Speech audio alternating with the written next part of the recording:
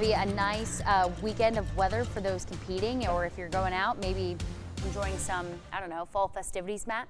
Yeah, it's going to be dry, it's going to be calm, so you're not going to have to worry about any of that. But if you haven't been a fan of the 90s lately, you probably won't like what we got going on this weekend either, because I got more of the same. Here's again the good news we've been talking about is it cools off nicely. 77 now in the 10 o'clock hour, so we're already down from our high of 94. We've already dropped almost 20 degrees as we've gone through the last few hours. So again, we can cool off pretty easily when we don't have that humidity in the air.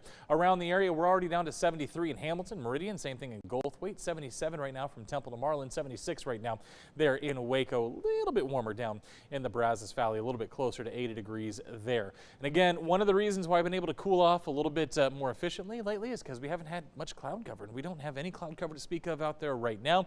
Did see just a couple of showers earlier this afternoon, but those have long since gone to bed for our area. And again, it wasn't much to begin with anyway. We saw maybe one or two sprinkles across parts of the Brazos Valley. It really wasn't much. I do have more in the forecast, but that won't come until next week.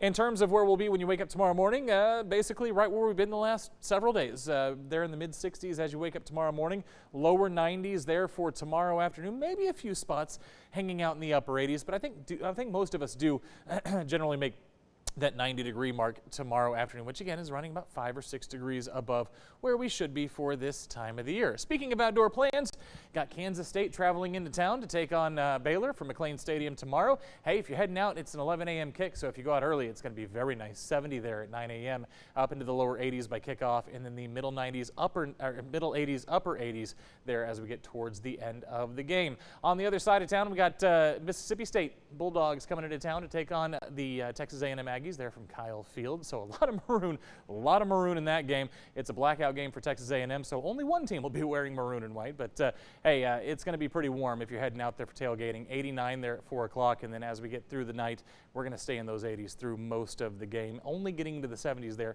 as we get towards the end of the game. In terms of that rainfall, it's not great. It's better than it was today. It's about a 10% chance for your Monday, 20% there for your Tuesday. Again, of all the rain chances I've got on the board, I think Tuesday is probably our best chance to see a little bit more widespread rain, but I'm still going to hold on to it at about 20% there as we go through your Tuesday. There are those rain chances as we get into next week, and again, I've got a few of them for you. Not many, but again, several days next week where we could see a shower or two. The problem is we've still got high pressure in charge, and because of that, you're going to see those temperatures stay very consistent, and you're going to see all those rain chances be very isolated, very spotty, not a lot of coverage with any rain that we get next week. Now remember to keep up with our forecast. It changes a lot. I know. You can download our 6 Plus app. It's free on your smart TV.